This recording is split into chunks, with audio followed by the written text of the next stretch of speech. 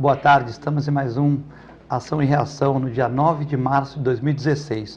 Hoje eu tenho a difícil missão de substituir novamente o meu querido Augusto Capô de Casa, diretor da TV, mas chamaram dois convidados ilustres, como na segunda e na terça, que vão me ajudar a fazer o programa aqui, que eles estão mais acostumados que eu em vir na televisão, né? Então hoje, com muito prazer, o Raul Cristiano, que foi secretário de Cultura aqui da cidade de Santos e é diretor das oficinas culturais do estado de São Paulo. Boa tarde, Raul. Boa noite para você que está vendo a reprise e boa madrugada para você que está vendo a segunda reprise. Muito bem. Boa tarde a todos, boa noite na madrugada. É uma oportunidade sempre de trazer novas ideias e reencontrar hoje o Paulo Eduardo, que vai trazer informações importantes sobre o resgate da cultura e da história de São Vicente. E com você, Eduardo, é sempre um prazer aqui na TV Com, na Ação e Reação, e deixar um abraço ao Augusto Capô de Casa. O insubstituível Augusto Capô de Casa. E aqui à minha esquerda, à direita de você na tela, o meu amigo Paulo Eduardo Costa.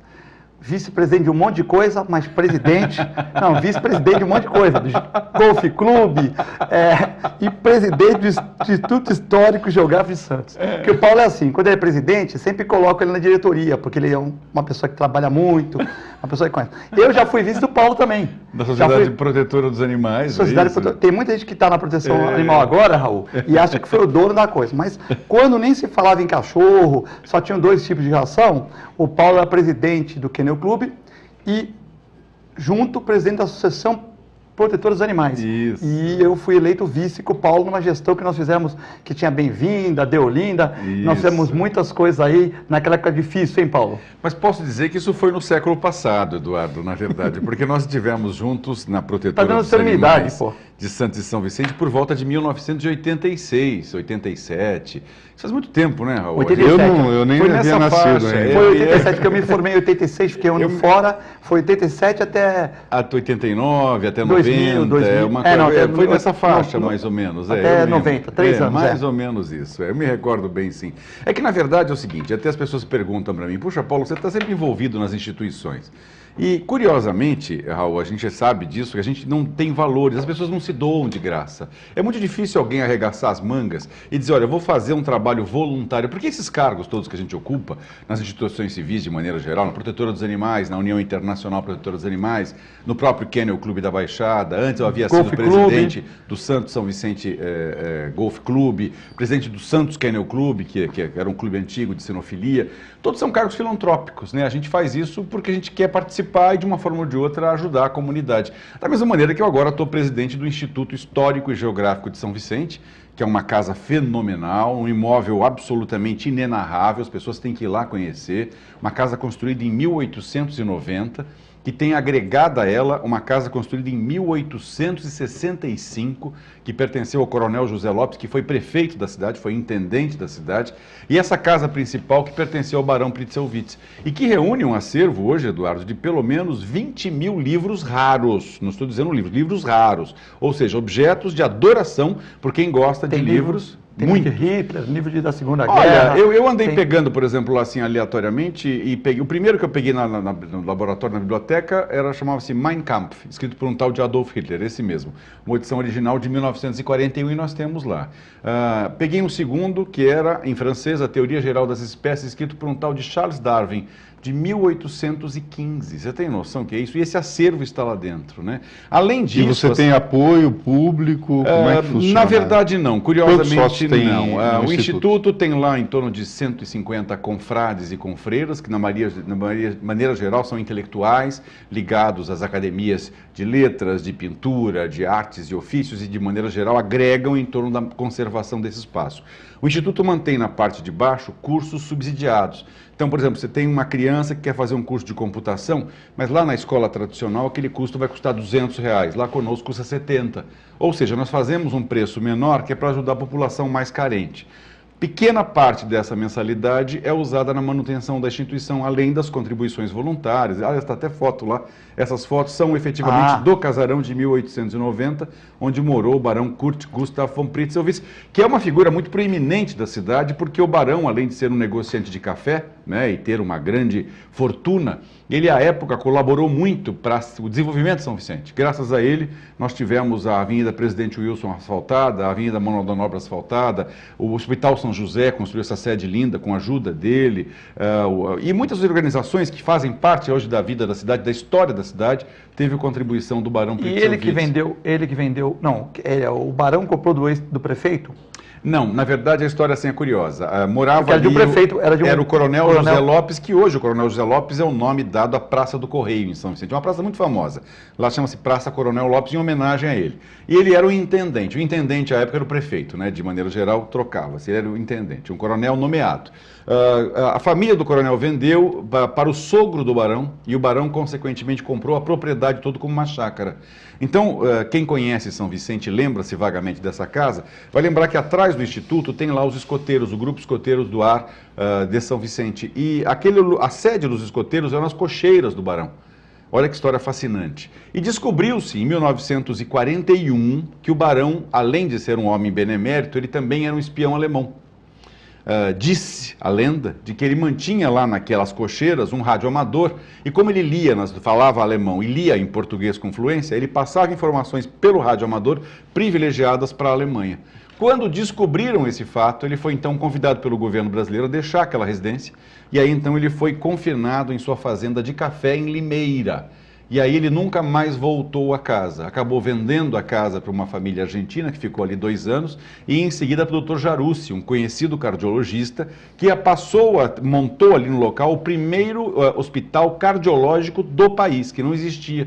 Era uma clínica cardiológica que funcionou naquela casa. Até meados de 1959, quando então, por problemas financeiros, o Dr. Jarussi deu a casa em garantia ao governo, por um empréstimo à Caixa Econômica Federal. A Caixa, por razões técnicas, tomou a si ao patrimônio da União e o Instituto entrou dentro da casa a partir de 1965, 1970 Bacana. Mais ou menos, e preserva essa história, um imóvel tombado pelo Condefat.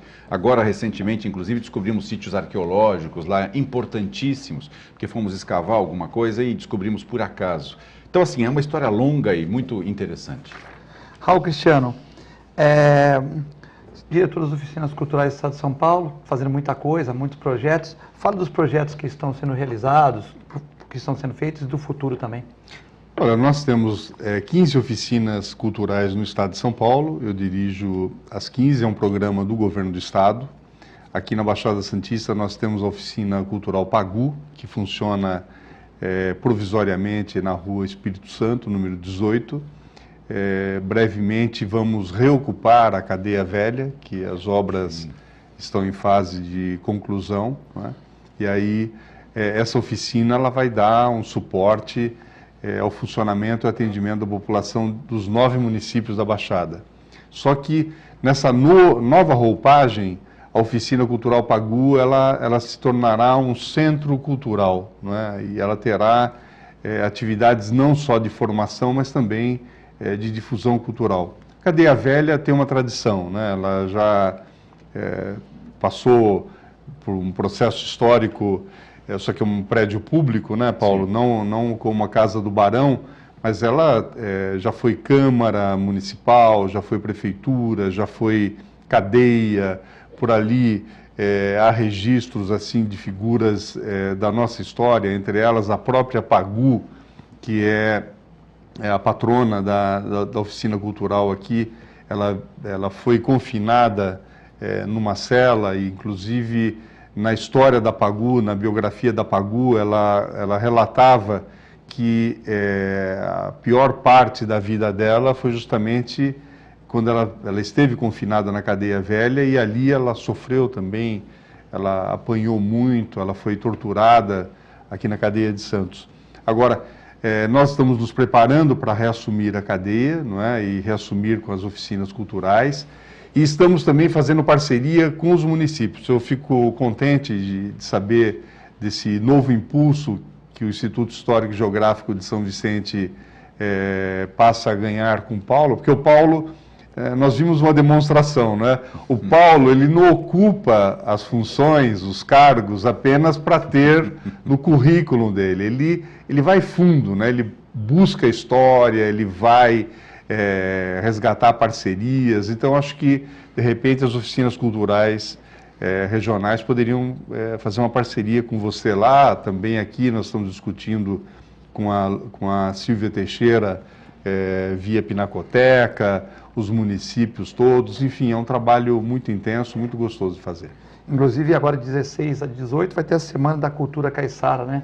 É uma iniciativa importante na Secretaria da Cultura de Santos, quando eu fui secretário, 2013 e 2014, nós realizamos as atividades, né, no 2013 e 2014.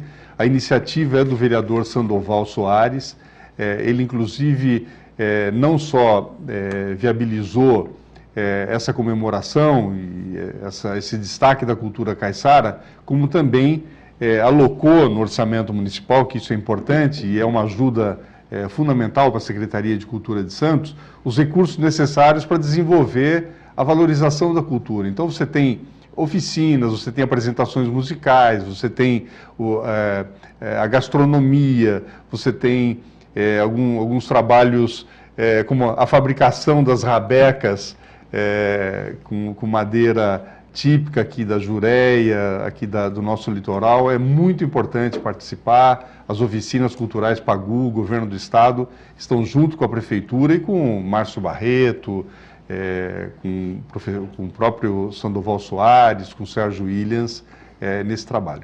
Mandar um abraço para o Sérgio Williams, o pessoal que está todo empenhado. Raul, para apimentar um pouco o programa, né? Você, quando entrou, era muito esperado como secretário de Cultura, né? Você entrou, a cidade, você tem uma parte da cidade, principalmente a imprensa, que gosta muito de você, acha você uma pessoa muito atenciosa, a população também gosta, que sabe que você é um cara acessível, que as pessoas conseguem falar com você, não tem aquela doutorzite, vamos dizer assim, né? Mas você pegou no primeiro carnaval, né? Você falou que no primeiro carnaval que você entrou como secretário, teve aquela tragédia onde o carro da Sangue Jovem, né?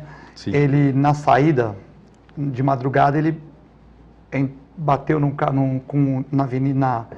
Na dispersão. Foi justamente na dispersão, ele acabou encostando... No fio de alta tensão. E morreram 4 pessoas ali carbonizadas e tal.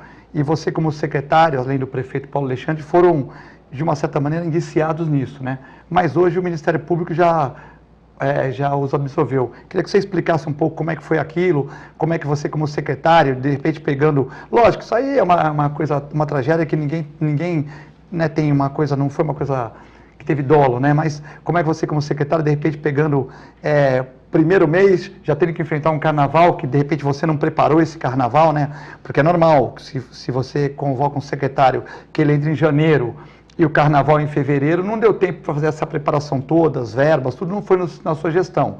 Eu também entendo que não tem culpa na gestão do prefeito Papa, mas, enfim, e você já pegar esse problema no primeiro evento grande da prefeitura, foi difícil? Como é que foi isso? Não, uma fatalidade, né? Porque o carnaval vinha se apresentando com uma roupagem nova, maravilhoso, todo mundo elogiando bastante. Por aquele local haviam passado 40 carros alegóricos já, nós estávamos no último dia do desfile, era a Escola Sangue Jovem que veio muito bonita para a avenida, com um carro alegórico destacando as conquistas do Santos Futebol Clube, e ainda nós teríamos, na sequência, nós teríamos a apresentação da X9, nós teríamos a apresentação da União Imperial, escolas que acabaram preteridas e não participaram daquele desfile. Foi um evento assim muito triste, não é? O carnaval ele é pensado um ano antes, não é? Quando você termina o carnaval, ele já tem o desenho da sequência. Eu peguei o trabalho todo organizado pelo meu antecessor, não é? Do governo Papa ainda. E nós tínhamos um mês no cargo e aí aconteceu isso naquela noite de domingo, que foi uma coisa assim fatídica, muito triste, muito ruim para a imagem da cidade. O carro da Sangue Jovem, inclusive eu estava nesse desfile, estava na Sangue Jovem. Esse eu acho que é o 13º, 14º carro e a minha ala era a 12ª. Então eu, por exemplo, esse carro era o que estava atrás vinha atrás da minha ala, que vinha com jogadores, não é isso? Sim. Um carro muito com jogadores do passado aqui, né? Enfim. Então foi uma coisa triste. Então foi natural o procedimento da polícia, não é? Porque ela precisa indiciar todas as pessoas envolvidas diretamente ou indiretamente que estejam dentro daquele circuito. Eu ainda hoje me solidarizo muito com as famílias, com as pessoas, com o público do Carnaval, porque isso ficou marcado na história do Carnaval santista como uma imagem muito negativa, um fato negativo na história do Carnaval, mas daí serviu também para que nós pudéssemos ampliar as condições de segurança, os alertas, e aí o Carnaval de Santos hoje retomou um lugar de destaque como um evento tradicional. Santos já foi o segundo melhor carnaval do país, não é? São Paulo acabou passando o Santos, mas nós tivemos até anos atrás um dos melhores carnavais do país. Então, nesse processo, nós ficamos 3 anos aguardando uma definição, né? A promotoria recebeu a denúncia e excluiu de culpa, de responsabilidade.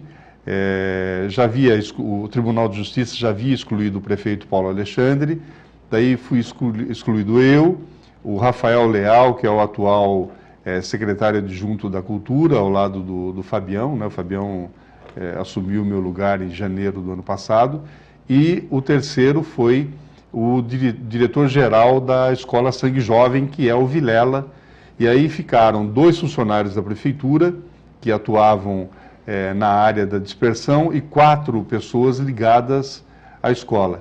Um dos funcionários da prefeitura, infelizmente, faleceu em julho do ano passado, acometido de um câncer, e então é uma notícia triste.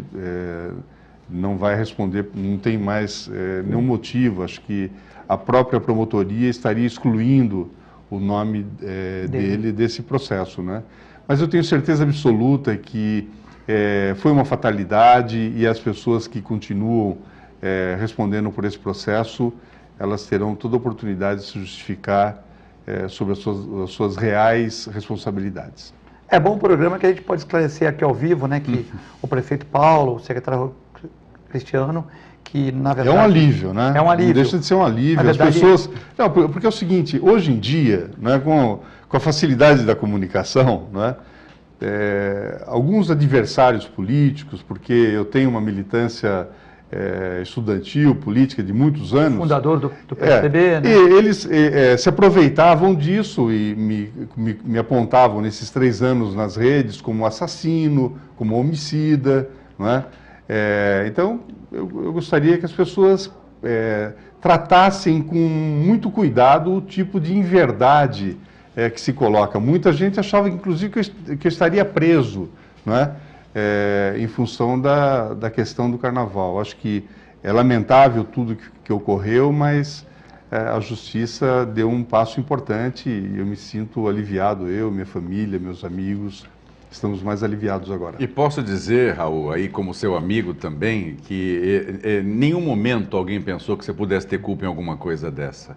Na verdade, eu vejo o Raul Cristiano como um cara extremamente competente, uma pessoa habilidosa, politicamente correta, que tem uma conduta que eu acompanho e conheço e posso assinar embaixo, sem sombra de dúvidas, ser uma das pessoas mais corretas e competentes que eu já vi na minha vida. Eu, embora sejamos amigos e seja suspeito de dizer isso, eu sou seu fã. Eu acho seu trabalho um trabalho muito bem elaborado, e aonde você põe a mão, a coisa funciona como tem que funcionar. Então eu acho que essa ilação das pessoas dizerem assassino, tudo, é uma fantasia, como tem muitas por aí. Adversários, né, Paulo? Adversários. Porque quando aconteceu isso, eu encontrei com o Raul na rua do Tênis Clube, eu falei, Raul, você pegou um carnaval que nem você teve tempo. E outra coisa, ninguém tem culpa disso, que é uma fatalidade, né? Na dispersão, de madrugada, a rua é irregular, o carrinho, um carro velho, né? Ele bateu, pegou num fio, isso nunca Mas tinha em nenhum acontecido. momento eu fugi da responsabilidade. Não, em nenhum momento. Achei que em todo momento eu acompanhei o processo. Com as famílias, tudo. Com as famílias, com isso foi noticiado, com a justiça. isso foi amplamente noticiado. Não me distanciei desse processo, não fiquei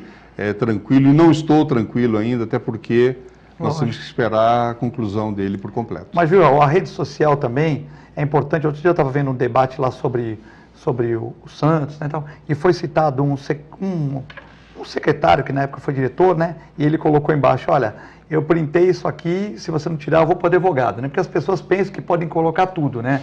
Elas precisam colocar tudo. Por exemplo, eu sou conselheiro eleito ouvidor no Santos, né? E esse jogo Santos e Corinthians transcorreu tudo normal, tudo. E na minha súmula lá, eu saí do jogo, fui na sala da ouvidoria, fiquei lá com os outros ouvidores, veio uma senhora que perdeu o documento, eu liguei para o portão que ela perdeu o documento, resolvi o problema, conseguimos achar o documento dela. Então, a gente faz o que pode. Aí, no final, eu falei, a Polícia Militar agiu a contento, transportando torcedores escoltando torcedores do Corinthians e o time, sem nenhum problema. Quando eles passaram na costa e foram embora, eu coloquei no laudo. É uma pena que no futebol brasileiro, assim como em alguns países do mundo, como a Inglaterra, ainda tenhamos uma polícia militar que, em vez de fazer outras funções, tenha que ficar sendo babá de torcedor. Num país desenvolvido, não precisaria a polícia militar fica tomando conta de torcedor. Como você vai num jogo de basquete nos Estados Unidos, e você vai aqui, tem um americano comendo pipoca com a camisa do time dele, numa final, e o outro aqui do lado dele, com os seus filhos, com a camisa do outro time. E um perdeu, o outro foi campeão, o outro ganhou, sai todo mundo quieto, cada um com o seu carro, vai embora, um não tira sarro do outro, porque lá, se o cara fizer besteira, vai preso, né? Se o cara fizer besteira, brigar, vai preso, né? Então, as pessoas têm um patriotismo, têm uma lei, né? Aí eu coloquei tudo isso, tal, e coloquei só uma súmula que vai ficar interna no Santos. E até eu escrevi uma carta para o Tribunal Eleitoral sobre esse tema. Um conselheiro, né, que foi com a sua família, na geral lá, ele tem uma tutela, ele tem um ingresso para entrar num setor VIP. Não sei se ele estava com a família, não tinha, talvez não se articulou para comprar o ingresso numa área melhor, tal. Disse que apoiando a polícia. 2 dias depois ele pôs no meu Facebook, não inbox, colocou: Filete, você defendeu a polícia militar? Eu fiz inbox, eu fiz o documento dentro do Santos, né? Ele deve ter acesso ao documento, porque ele é conselheiro, tal. Você defendeu a polícia militar, mas eu apanhei lá, tal. Primeira coisa, você fez a denúncia na ouvidoria? Não. Eu fui para a Polícia Civil que vocês não iam resolver nada. Então você tem que resolver com a Polícia Civil. Você não comunicou a ouvidoria do clube. Como é que um ouvidor vai saber tudo o que ocorre se vocês não comunicarem? Se eu for furtado aqui embaixo, no meu relógio, e eu não for para a delegacia, como é que vai ter estatística de furto aqui no Canal 2? Quer dizer, fica muito difícil. Então, às vezes a pessoa ele colocou: Filete, você defendeu a Polícia Militar? Isso para todo mundo ler. Aí eu coloquei: conselheiros, vamos falar em box. Você passou a queixa para a ouvidoria? Não, a ouvidoria não vai resolver nada. Quer dizer, um advogado também, de se São ele Paulo, tivesse, com um cara culto, mas que viu com uma ignorância tremenda. Mas como se ele tivesse apanhado, culpa. Eduardo, ele deveria procurar a Corregedoria da Polícia Militar. Não, ele procurou, mas ele escreveu no site da ouvidoria uma queixa que ele nem sequer nos avisou. Não era pública a queixa. Ele teve um problema isolado, Sim. Correu tudo bem, teve um problema isolado, a Polícia Militar não comunicou, não teve nada, nós pegamos a súmula, não tinha nenhum problema, demos o jogo por finalizado, sem ocorrências. E ele, como conselheiro do clube, uma pessoa culta, tal. Em primeiro lugar, ele não tem que levar a mulher dele para geral, tá? Porque se ele é um conselheiro do clube, não leva a mulher para geral, que tem cara alcoolizado, cara mata. Eu já fui muitas vezes na geral, nesse jogo eu passei na geral, porque eu tive que ir lá embaixo, eu tive que passar pela geral com um cartão de ouvidor, passei, fui lá conversar com o Clodoaldo lá embaixo e voltei. Mas eu conheço muita gente. Agora, eu não levaria a minha esposa, se ela não está acostumada a campo de futebol, se ela está acostumada, beleza. Mas que às vezes o cara esbarra, outro não sei o que tal. Segundo, ele não reclamou na ouvidoria. E terceiro, ele está indo pelo fórum correto, mas reclamou no site para todo mundo ver como se a gente fosse incompetente. Sim. Quer dizer, é uma coisa... Mas a pessoa pensa que pode escrever o que quiser na rede social, e não é bem assim, né, Paulo? Não, de forma nenhuma. A responsabilidade é sempre a mesma. O que você escreve ali é como uma assinatura sua, né? E você também não pode achar que o fato de estar atrás de uma tela de computador te isenta da responsabilidade criminal e civil quando você faz ilação, ou você inventa qualquer história, ou cria uma fantasia, né? Então, eu acho que as pessoas têm que tomar muito cuidado quando fazem isso. Eu, não querendo parodiar um conhecido político aqui da região, mas se era um dia ensolarado, não haveria nenhum problema, né? Então, exatamente. Com tranquilidade. Paulo, para a gente pimentar para o teu lado um pouco, você fez a encenação, São Vicente tem uma encenação maravilhosa, né? Que é conhecida no Brasil inteiro, que sempre existia aquela encenação na praia, com artistas globais, da Record, de outras TV com irmãs aqui, né? Então, Bandeirantes, enfim, traziam artistas para fazer a encenação. Em São Vicente, que é a célula máter, a primeira cidade e tal, sim. Porto de Naus, aquela coisa toda da história de São Vicente, que é muito rica e muito bonita, como você está contando para a gente aqui. Como é que foi fazer a encenação lá no Instituto Histórico e Geográfico sem apoio da prefeitura? E por que não existe? E por que não existiu, para a gente apimentar, não ficar um programa boco-moco, por que não existiu o apoio do prefeito Billy, do setor cultural da prefeitura? Por que não existiu essa integração, já que você fez isso de coração com as pessoas, que a prefeitura não ajudou, não podemos ajudar em dinheiro, não vão ajudar na divulgação, vão emprestar o som, por que não houve nenhum apoio? Porque se eu sou prefeito, Paulo, vem aqui. A prefeitura está com problema, é assim, assim. Mas o que eu posso ajudar? O que eu posso ajudar? Eu posso ajudar no que eu posso ajudar? Eu posso ajudar nisso? O que eu posso fazer? Ou eu vou colocar a televisão à disposição de vocês? O que nós, jornalistas aqui, fazer release para vocês? O que eu posso, dentro da minha condição, te ajudar? Na verdade, Eduardo, eu vou dizer uma coisa para você e o Raul vai entender o que eu vou dizer. Fazer cultura nesse país é uma tarefa muito difícil. Muito difícil. Porque cultura, no entendimento da grande classe econômica, é supérfluo, né? Quando, na verdade, cultura está intrinsecamente ligada a aprendizado, a entendimento, a conhecimento. Então, eu acho que qualquer cidadão deveria, para evoluir, buscar um pouco de cultura, né? Quando eu entendi que deveríamos, e a diretoria do Instituto Histórico entendeu que deveria fazer uma encenação, a princípio, nós imaginávamos uma encenação humilde. E aí eu vou dizer para vocês, existe uma palavra chamada civismo. A palavra é exatamente civismo. E a gente fala ela muito, mas usa ela pouco, né? E no meu entendimento, no entendimento da diretoria do Instituto Histórico, era um ato cívico, você preservar a tradição, né? Você faz há 33 anos, por que não fazer pelo 34º ano? Evidentemente, sabíamos a dificuldade da municipalidade, sabemos as dificuldades que enfrenta até hoje, a gente entende que o momento era difícil, mas, a princípio, queríamos fazer uma coisa muito modesta e muito humilde. É que ela acabou ganhando corpo. Porque no momento que eu disse que vou fazer, a população estava tão ansiosa da tradição, e quando você mantém a tradição há 33 anos, é como uma locomotiva em movimento. Você não consegue freá-la mais. As pessoas participavam, queriam participar. Exato, Então, a princípio, eu imaginava lá 10, 15, 20 atores. E no primeiro dia aberto ao público para se inscrever, apareceram 200. A princípio eu imaginava que nós íamos ter lá 50 pessoas de pé em volta de uma cordinha, como se fazia cultura lá no século retrasado, né? É uma coisinha assim, de repente você percebe que a procura por convites era uma coisa gigantesca, ainda que nós não tivéssemos cobrado nada, porque a intenção, na verdade, foi arrecadar alimentos para o Lar Vicentino, que é um asilo de idosos que é público, né, que luta com dificuldades, e a creche Sementinha de Luz, que atende famílias carentes. Então é uma situação muito difícil, que estavam sem receber dotação da prefeitura. Só que eu entendia, isso a posteriori, que o prefeito entendeu isso como um ato de desafio. Uma afronta. Quando, na verdade, em nenhum momento houve essa intenção. A intenção, por mais pura que pudesse ser, era apenas preservar a tradição e fazer com que a cultura não morresse. Apenas isso. Ele talvez não tenha entendido por essa ótica. E da mesma maneira, não entendeu o secretário de Cultura da cidade, o Amaury Alves, que é meu amigo pessoal. Já veio aqui nessa casa, um cara Acho inteligente. Uma pessoa fantástica, admiro o trabalho dele, inclusive. Então, assim, neste momento, até o Amaury me ligou e falou, Paulo, olha, não tenho como te ajudar em absolutamente nada, estamos numa situação difícil, e eu entendi. E aí eu comecei a buscar parceria. Mas Amaury, desculpa, com todo o respeito que eu tenho para você, que você é um cara excepcional, tem como ajudar, tem como ajudar.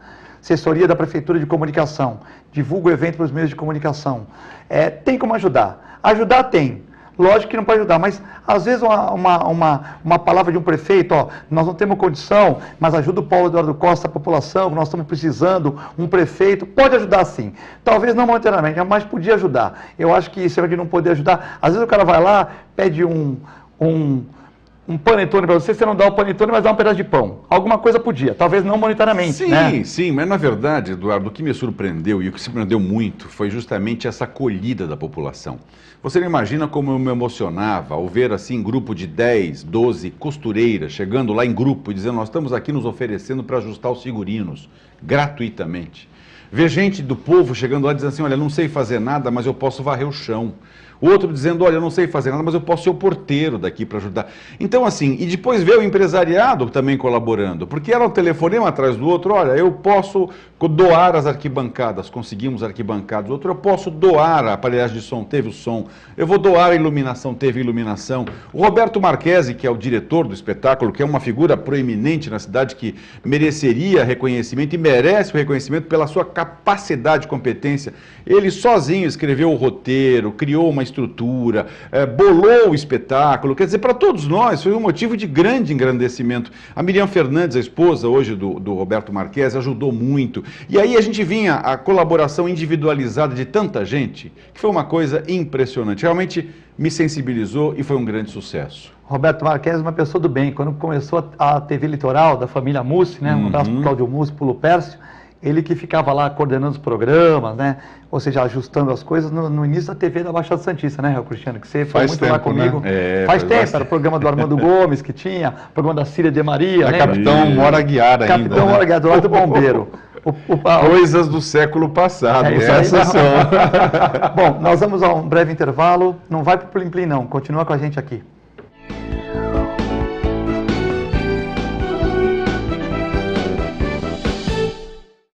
A Clínica Multiimagem é especializada em exames de radiologia e diagnóstico por imagem, investindo continuamente em tecnologia e trazendo constantes inovações para proporcionar à comunidade médica e seus pacientes diagnósticos ainda mais precisos. Sua nova e moderna estrutura, aliada à tecnologia de ponta, juntamente com o corpo clínico especializado, tornam a Clínica Multiimagem um dos centros de diagnósticos por imagem mais avançado do estado de São Paulo. Entre em contato pelo telefone 3202-1250.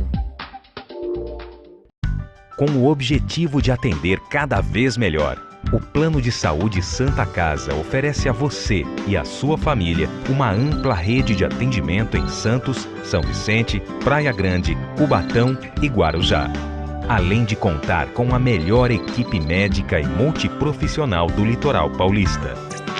Plano de Saúde Santa Casa de Santos. O melhor atendimento em plano de saúde. 3226-6200.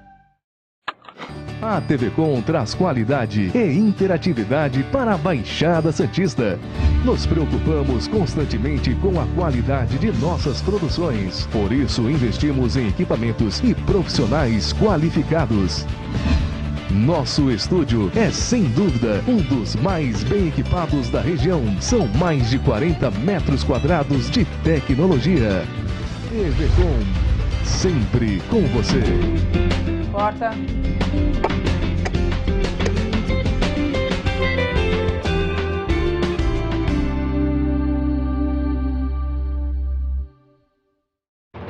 Sintracomos, 76 anos de lutas e conquistas em prol do trabalhador. Um sindicato forte a serviço do trabalhador. Este é o Sindicato dos Trabalhadores nas Indústrias da Construção Civil, Montagem e Manutenção Industrial e do Mobiliário de Santos, Cubatão, Guarujá, São Vicente, Praia Grande, Mongaguá, Itanhaém, Peruíbe e Bertioga. Associe-se ao Sintracomos e faça parte da nossa família. Administração, Presidente Macaé Marcos Braz de Oliveira.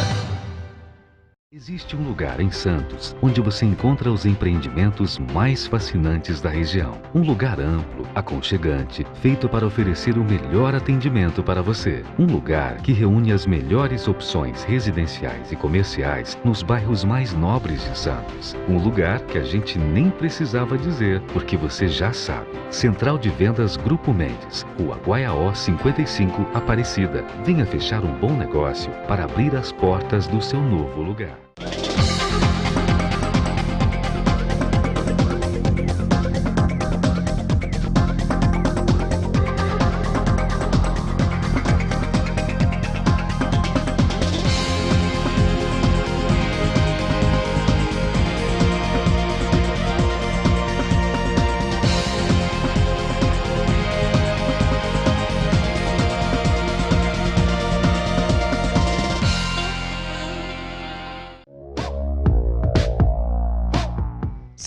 Sindicato dos Trabalhadores Municipais de Praia Grande, há mais de 20 anos levando aos seus associados planos de saúde e convênios, assistência odontológica e jurídica, curso de capacitação e outros benefícios, dando aos servidores melhores condições de trabalho e qualidade de vida.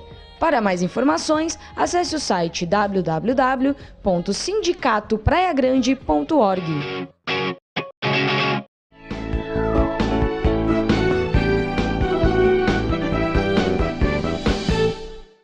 Estamos de volta no segundo bloco do Ação e Reação, esse dia 9 de março de 2016, hoje com o diretor das Oficinas Culturais do Estado de São Paulo, Raul Cristiano, e com o presidente do Instituto Histórico Geográfico de São Vicente, Paulo Eduardo Costa.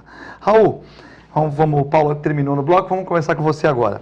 Essa questão do momento que o país vive, né, o governo federal, o governo estadual, municipal, com perda de arrecadação, excesso de impostos cobrados da população, não diminuição dos impostos, não diminuição dos cargos públicos, muitas vezes, você vê no Comoro do Guarujá, 700 comissionados, São Vicente, 500 comissionados, então as prefeituras inchadas, né, na região, e, consequentemente, o povo pagando muito imposto e com muito desemprego e tal. Como é que fica a relação da cultura, das oficinas, da cultura, nesse momento que vive o país? Olha, é importante, porque essa colocação sua mostra que nós temos que pensar, além da criatividade, que é uma exigência básica, fundamental da cultura, né? Você aproveita o conhecimento e as informações e você cria, você interpreta, você escreve, não é?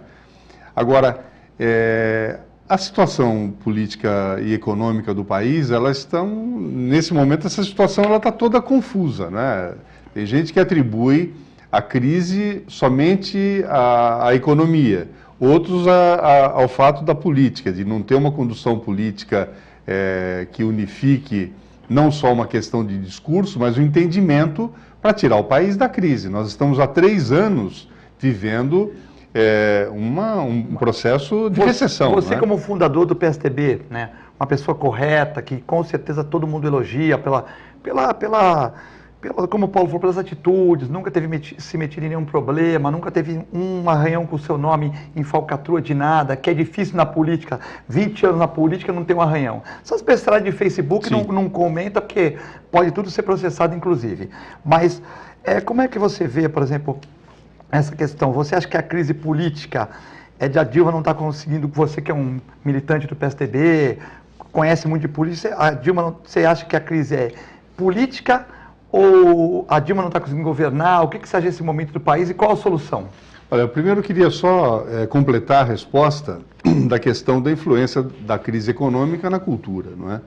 Eu acho que esse inchamento de máquina, esses maus exemplos que nós temos no governo federal, na composição, no excesso de ministérios, de gastos públicos, etc., há uma lei, que é a Lei de Responsabilidade Fiscal, que o governo Dilma tenta flexibilizar e, de uma certa forma, fazer com que o país possa gastar mais do que arrecada. E aí você vai criar uma bola de neve. Quando você gasta mais do que você recebe, você terá uma bola de neve. Algumas áreas, elas estão muito específicas e controladas pela lei. Por exemplo, a questão do número e dos gastos com funcionalismo público, isso, a Lei de Responsabilidade Fiscal, ela determina quais são as limitações. Agora, a educação, você tem uma obrigação constitucional de investimento de 25%, você tem investimentos da saúde também casados, eu creio que seja de 20%. Se não é 20, é 22%, alguma coisa assim. De 20% a 22%, não é? A cultura, ela é a prima pobre da história, não é? Talvez nós tivéssemos que ter uma aproximação maior da relação cultura e educação, não só pela questão de recursos, mas pela questão de se valorizar mais as ações na área da cultura, a questão da memória, a questão do patrimônio imaterial, que isso fundamenta a cidadania. Do ponto de vista político, o PSDB enfrentou uma mudança de tom no Congresso Nacional, importante, não é? Por quê? Porque durante o governo do presidente Fernando Henrique, que eu fiz parte de 95 a 2002, eu trabalhava com o ministro da Educação, o ministro Paulo Renato, o Fernando Henrique ganhou as duas eleições no primeiro turno. No primeiro turno. Né? A eleição em 94 e a reeleição em 98. Quando terminou a eleição de 98, pós-eleitoral, né, no meio de uma crise asiática em que o país viveu um momento difícil, isso até valorizou a eleição do Fernando Henrique, porque o Fernando Henrique demonstrava o mais capaz de governar o país. O que aconteceu? O dia seguinte o PT já estava fazendo campanha do fora FHC, querendo o impeachment do governo, e foram várias tentativas de impedimento do governo Fernando Henrique. Isso é uma coisa clara. O PSDB, nesse pós-Dilma de 2014, que foi uma eleição com muitas irregularidades, aí o Tribunal Superior Eleitoral tem toda a condição de aprofundar isso e já recebeu a denúncia porque considera que essas denúncias elas têm fundamentos. Então, compete agora ao Tribunal Superior Eleitoral definir se vai caçar o registro da então candidata Dilma e do vice dela, Michel Temer. Agora, o PSDB, ele teve alguns momentos que ele errou no processo. As pessoas cobram, a oposição tem que ser contra qualquer iniciativa do governo. O PSDB agiu assim, inclusive votou contra algumas medidas e votou favorável a outras medidas que criavam dificuldades na gestão do país. E agora essa questão ela vem sendo reordenada pelo presidente Aécio. O que eu acho, nesse momento, é que esse governo não tem mais jeito, não tem mais jeito. Agora arrumaram um cargo, estão arrumando um cargo para o Lula, para ele ter um foro privilegiado na defesa dele. Isso é uma vergonha. No governo Itamar, o Henrique Argrives, quando ele foi identificado que ele teria alguma responsabilidade com aquele processo do orçamento, dos anões do orçamento, etc. e tal, ele era o chefe da Casa Civil. Sabe qual foi a atitude do Henrique Argrives? Ele pediu demissão do governo até que se apurasse. Agora não. O PT ele traz o Lula para o governo para preservá-lo. Então isso é uma vergonha. Então por isso eu acho que no domingo agora, no dia 13, nós vamos ter manifestações pelo impeachment e pelo fim do governo Dilma em todo o país. Eu vou participar e convido você, telespectador, e não é uma questão só política, é uma questão de cidadania. Está bem para você? Está bom para você? Está conseguindo pagar todas as suas contas? Os municípios estão todos felizes aí, realizando o seu orçamento, está tudo muito bom? Se está tudo muito bom para você, pessoalmente, para a sua cidade, para o seu estado, para o seu país, fique em casa. Ou então, vá na manifestação pró-Dilma, pró-PT. Então, me desculpa ter essa reação, mas eu acho que... O espaço é seu. Eu acho que eu não tenho sangue de barata, tá certo? Eu sou um militante, enfrento dificuldades na gestão da cultura por falta de recursos, mas eu não fico chorando pelos cantos. Estou buscando caminhos, parcerias, ampliando horizontes. Agora, a questão de governar precisa ter competência, precisa ter habilidade. E o governo Dilma é um governo incompetente. Era isso que eu queria dizer a vocês, telespectadores. O meu avô dizia que quem não tem competência não se estabelece. Eu tenho a perfeita certeza. Eu vinha para cá no carro e eu gosto muito de escutar a CBN. Eles estavam dizendo que a inflação de fevereiro caiu para 0,9 e a de janeiro foi de 1,27. E veio à minha memória, naquele imediato momento, que se ficar nesse patamar de 1%, nós teremos praticamente 12% de inflação ao final do ano. E não a meta de 7% que está fictamente colocada pelo governo. E por que se gera inflação? Porque se gera moeda. E gera moeda para cobrir gastos exagerados. Então, a administração pública federal realmente está problemática. Ela não dá um exemplo, ela não faz um gesto, sabe? Não faz um gesto. Agora, tira investimentos. Abaixou a luz... Claro. Depois eleitoralmente, depois aumentou o dobro. Claro. Agora não usa termoelétrica, mas continua vindo abaixo 1% da luz. Quer dizer, se você perguntar para o presidente Dilma, com todo respeito, o nome de todos os 39 ministros dela e a função. Por exemplo, Paulo Eduardo Costa, advogado, formou na Unisantos, Faculdade Católica de Direito de Santos. A mesma que o Raul junto também, com o Márcio França, que na época era oficial de justiça e vereador em São Vicente. Isso mesmo. Raul Cristiano tem o jornal Povo no Cubatão. Eu sou formado em jornalismo pela Faculdade Católica de Santos. Eu sou de Santos, eu conheço. Eles não passaram o currículo para mim. Entendeu? A gente conhece as pessoas. Sim, né? sim. Se viesse Edmur, formada na Católica também. Sim. A gente conhece as pessoas. Agora, ela conhece o nome dos ministros, todos, as funções e onde que eles formaram, o que eles realizaram para estar lá. Você está querendo jogar uma casca de banana para presidente, né? Quer dizer, mas para que 39 ministérios, se no governo Collor nós tínhamos 15? Para que tanta gente? Tanto... É como o São Vicente, eu gosto do Billy como pessoa. Separa a pessoa. Quando ele foi vereador, eu já tive contato com ele e tal, na época. Depois ele foi secretário e tal. Mas para que, como é que você tem em São Vicente 500 funcionários comissionados? Tipo, você campanha, mas nós temos que parar com isso. São Vicente tem a Secretaria de Relações Governamentais e a Secretaria de Relações Institucionais. Eu gostaria de entender qual é a diferença das duas. Não, 500 o nome. Numa sede pobre. Agora, é pagamento de campanha? É pagamento de campanha, mas já deu, falta só um ano. Agora, o que você tem que fazer? Pessoal de limpeza, pessoal para arrumar rua, asfaltamento, tira 300 comissionados, vamos asfaltar as obras, vamos acabar aquelas galerias abertas, vamos melhorar os colégios, vamos ter, quer dizer... Ou agora, finalizar o que se começou, finalizar, né? Porque as obras de macrodrenagem, por exemplo, da bacia do Catiapuã, Parque São Vicente, Jockey, desde a gestão Tércio, praticamente nada aconteceu. Não, e aí o Billy fala, mas eu peguei ruim, ele pegou também ruim do Tércio, como o Paulo falou, mas tem ruim em São Vicente que asfalta metade da rua. Outro dia eu fui em São Vicente, que eu gosto de São Vicente, eu amo a cidade, eu tenho ligações, tenho amigos lá, o José Morrenzo, do Jornal Vicentino, é meu amigo, Paulo Eduardo Costa, o próprio Darcio, eu tenho muitos amigos em São Vicente. Aí eu fui lá, uma rua está asfaltada na metade, a metade não. Aí eu parei, perguntei pro morador, quanto tempo? 4 meses. Mas que planejamento é esse? Então, eu entendo que ser prefeito é difícil e tal, mas não é o prefeito, tem que apertar as pessoas, né? Porque chega uma hora, eu gosto do Billy como pessoa, mas chega uma hora que não dá, né? Não dá pra gente viver com tanto problema sem nenhuma resolução. Aliás, eu lia ontem lá no Palácio dos Bandeirantes uma matéria que falava muito bem do governador Geraldo Alckmin, dizendo que ele é o protótipo da ética na política. E eu acho que, de fato, ele é o protótipo da ética na política. Eu sou fã do trabalho do Geraldo. E quando eu vi, por exemplo, antieticamente, aquela senhora que falou mulheres sapiens, né? Tinha homo sapiens e mulheres sapiens. E no dia seguinte que o seu padrinho político foi convidado a ir até lá, a Polícia Federal, ela se deslocou de Brasília.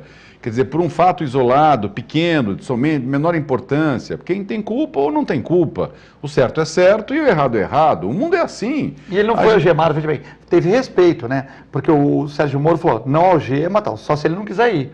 Disse que a Polícia Federal falou com o Lula, com todo respeito, falou, olha, você tem que ir, eu não vou, então vou ter que te algemar. Ele contou a conversa, saiu. Quer dizer, aí falou, não, então eu vou. Aí fizeram na sala VIP do aeroporto, acho que o presidente teve respeito, né? Sim, teve respeito que ele merece. Porque exerceu um cargo público de alta relevância. E até agora ele não está condenado. Exato, exato. Ia ter prova em contrário. Ele é inocente. Ele é inocente.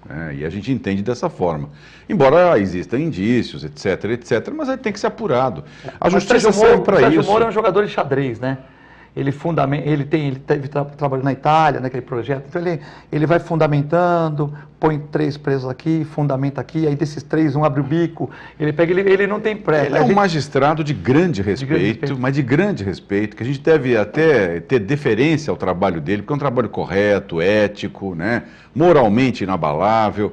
Eu só acho constrangedor quando, por exemplo, no caso, o ex-presidente Lula, chamando o juiz Sérgio Moro de um Moro, criando uma intimidade e uma familiaridade que não possui, né? Eu não acho isso delicado. Não que eu tenha que tratar o magistrado por vossa majestade, né? Mas eu acho uma situação constrangedora. O país não tinha que viver esse momento. O país tinha que ter um momento de evolução e parece que nós, em vez de evoluirmos, estamos involuindo. Há um processo de regressão dentro da administração pública que me assusta, porque você vê clientelismo, favorecimento político, fugindo bem daquela imagem que tem o Geraldo Alckmin da ética na política. Ontem eu tive o privilégio de almoçar com o Márcio França e eu admiro o Márcio. O Márcio é um cara absolutamente, além de ser genial, competente, habilidoso, correto, ele é esforçado, ele é destemido, ele é arrojado, ele é pujante, ele vai e faz. Então, a gente está precisando de políticos assim. Ele deu up em São Vicente no começo da gestão dele. Não, deu up, e mesmo no Palácio lá dos Bandeirantes, eu vejo que ele tem uma ligação muito estreita com o governador Alckmin e que trabalham realmente alinhados como se fosse uma máquina em função do progresso e desenvolvimento de São Paulo. Isso para todos nós é importante. Ele poderia se colocar lá dizendo, eu sou de outro partido, vamos ficar... Não. Eu vejo no Márcio um grande político, um grande estadista. Ele não é um vice-governador decorativo. Exatamente isso. Aliás, eu ouvi isso do pessoal que trabalha com ele, porque diz que estavam acostumados a verem vice-governadores que só apareciam na foto. E, de fato, o Márcio trabalha. E eu acho isso muito louvável. E trabalha não só pela região do litoral, ele trabalha pelo estado de São Paulo. Isso é muito bonito, muito bonito. Nós vamos agora colocar nossos apoiadores, né, para pagar o condomínio do Augusto, como ele sempre fala, né, Raul? Ele fala, tem que pagar meu condomínio, que se eu esquecer, ele vai me dar um puxão de orelha, né? Então é OSAM, Plano de Assistência Familiar, o Paulo do Costa já fez OSAM lá de São Vicente, com meu amigo Fábio Garibe, né? O Augusto achava que não precisava fazer OSAM, ele falava para mim, eu tinha feito OSAM, ele falou, Filete, quando você morrer eu vou estar no teu caixão. Ele fala no programa que eu vivo, levando meu caixão. Eu falei, pô, legal, pelo menos eu vou ter amigos, né? Dura é você morrer e não ter amigos para no seu último dia aqui na Terra, você não ter gente para te ajudar, né? Espero que eu e ele tenhamos vida longa, né? Mas Deus é que sabe. Então, OSAM, www.osam.com.br, um grande plano de assistência familiar. Contate a OSAM e mantenha a sua família protegida. Agora vamos falar do restaurante Boqueirão Express Grill, né? Põe a foto ali, ó, bacana, do lado do Santa Cecília. Mandar um abraço para a família Teixeira, que o Raul já citou aqui, a Silvia, a Lúcia, o Marcelo, enfim. Universidade de Santa Cecília, onde eu tenho orgulho de ser professor lá há 26 anos, né? Aqui, ó, Boqueirão Express Grill, do meu amigo Nelson, e também do Paulo, né? O Paulo, que é corintiano, tá um pouquinho de cabeça quente, e o Nelson, que é São Paulino, tá aí perdendo o cabelo, né? Com o São Paulo, meu amigo Nelson. E outro dia saboroso, hein? A cena saborosa. Nós aqui nesse intervalo, outro dia eu fui com o Augusto, sem almoço. É complicado. Outro dia eu fui lá, eu, o Augusto e o Nelson, o ecologista Nelson Rodrigues. Pô, o Nelson comeu mais que eu e com o Augusto. Falei, pô, Nelson, tu é magrinho desse jeito, mas é de ruindade, né? Tô brincando, o Nelson que é um ecologista. O Nelson já almoçou comigo, o Nelson ele come muito bem, viu? Ele come bem, tem bom apetite. Raul, 10 prefeituráveis em Santos aqui, né? Eu citei o nome deles todos aqui e no programa, 10 prefeituráveis, é muita gente, porque achavam que não ia ter candidato, né? Então também a cidade fica sem discussão, né? Eu acho que assim, se não tiver candidato, que seja o Paulo Costa, que seja... Porque nós temos que discutir a cidade, né? Sim. Então eu achava que ia vencer por WO o nosso Paulo Alexandre Barbosa, né? Que é um rapaz muito bem intencionado, um cara que quer o bem da cidade e tal. Encontra dificuldades como todos, né? Mas aí tem os outros 10 que estão... É muita gente? Eu acho primeiro que é um levantamento preliminar da tribuna. Se você der uma lida, por exemplo, na questão da Thelma de Souza, da ex-prefeita, fala que ela vai ser candidata a vereadora, mas ela aparece ali como uma das 10 candidatas. Qual vai ser o comportamento da menina que é presidente da UNE, a Karina. E o Paulo Schiff, que é candidato do PDT? Parece que já há um desenho de uma articulação entre PDT, PCdoB, PT... Falou do Taylor Matos. Taylor Matos também. É uma pessoa que... inteligente, mas não faz uma campanha propositiva, é meu amigo, mas eu acho que você ficar falando mal dos outros na internet, já falei no programa, e se ele falar mal de mim aqui, eu vou processá-lo, porque ele nunca falou, é meu amigo, é um cara inteligente, é bacana, advogado, mas fica fazendo só, eu acho que não é assim, nós temos que fazer uma campanha propositiva, né, para a cidade. Então eu acho que assim, o Taylor Matos está sem partido, que ele brigou lá no DEM, é um cara muito inteligente, um cara bacana, mas eu acho que a gente tem que fazer uma campanha mais propositiva, né? Menos crítica, e tentar fazer uma campanha. Tem o Nelson Rodrigues que não decidiu se vai sair ou não, talvez o partido apoie alguém, então ali está muito, né? Então, são nomes que foram colocados, garimpados e colocados nessa matéria, né? Eu acho que muitos daqueles nomes não serão candidatos, não vão levar isso adiante. Eu acho que o prefeito Paulo Alexandre vai ter alguma concorrência. Tem o Delbosco Amaral, né? O Delbosco Amaral também, né? Eu ouvi uma entrevista dele também recente no rádio, dizendo que é pré-candidato, etc. e tal. Agora, precisa ver como é que vai ser esse jogo, esse tabuleiro político. Há uma discussão paralela a essa questão dos nomes, que é o tamanho da campanha. As campanhas serão realizadas num período muito mais curto esse ano. Então vai ser do dia 16 de agosto ao dia 30 de setembro. Então os especialistas dizem que não dará tempo da sociedade entender as propostas, aprofundar. Eu acho que com toda razão, não dá tempo, não é? Antes também não dava tempo, porque as pessoas ultimamente não têm parado para debater os assuntos de interesse e definir com clareza qual é o seu representante. Em quem você votou para vereador na eleição passada? Em quem você votou para deputado estadual, deputado federal e a senador na eleição passada? As eleições majoritárias, normalmente, de prefeito, governador, presidente da República, senador mesmo, que também é uma eleição majoritária, você até lembra. Agora, eu acho que... quem é o vice-prefeito da sua cidade? Ninguém lembra. Quem é o vice-prefeito de São Vicente? Quem é o vice-prefeito da Praia Grande? Quem é o vice-prefeito de Santos? Mas sabe quem é culpado, quem é responsável por isso? É justamente a classe política. Por quê? A classe política podia ter dado uma contribuição ao país realizando a reforma política, a reforma partidária e a reforma eleitoral. Porque lá, na hora de definir e de discutir esse assunto, eles olham primeiro para a condição deles. Alguns alimentam a perspectiva de saírem candidatos, então eles querem ser candidatos sem se afastar do mandato. A questão dos recursos da campanha. De onde vão vir os recursos das campanhas? Vai vir do fundo partidário? Este ano, o fundo partidário abasteceu os partidos com a previsão de 900 milhões de reais.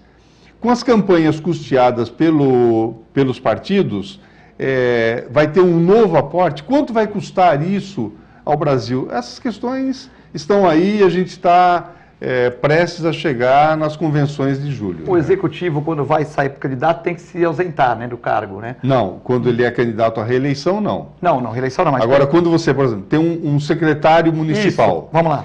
Se ele for um ordenador de despesas, né, se ele for um assessor só que não ordena a despesa, ele pode se afastar. A regra era 3 meses antes. Se ele for secretário, 6 meses antes. Eles têm que se afastar no dia 2 de abril. E o deputado, o senador, com todo o respeito, que faz a lei para ele mesmo, não se afasta, não, né? Não se afasta. Mas também ele é um ordenador. Ele também consegue recurso, só quer dizer, o senador... Não, ele não é ordenador de despesa. Ele faz um indicativo de Então, mas despesa, ele vai fazer né? a reforma política contra ele mesmo, para ele se afastar? Ele afastou o executivo. Mas o legislativo, ele afastou o executivo. Mas o legislativo, que é ele mesmo, ele não vai legislar contra ele. Agora, olha só, por exemplo, eu estava no intervalo, eu estava brincando com o Paulo Eduardo, porque o Paulo tem uma representação política, social, comunitária aqui na nossa região. Ele seria um excelente nome. A sociedade vai garimpar pessoas que têm história. Essa vai ser a lembrança. Do contrário, ela vai pegar um papel na rua, mas não vai ter papel na rua, porque é proibido agora. Amigo do Márcio França, tem o Pedro Gouveia lá, que é da família também, mas tem o Paulo Eduardo Costa aí, para uma questão de vice-prefeito, aí, é um bom nome, né? Não, ninguém é candidato a vice-prefeito, viu, Eduardo? Eu sei, não, mas... Ele pode ser um candidato a prefeito. Não, prefeito seria... Mas como o Márcio vai abrir agora, como o Márcio não vai, de uma certa maneira, já tem o candidato que é o Pedro Gouveia, ou ele vai sair por outro partido, ou ele poderia ser acoplado nessa chapa. A palavra é do Paulo. Lá, Paulo. Está encerrando.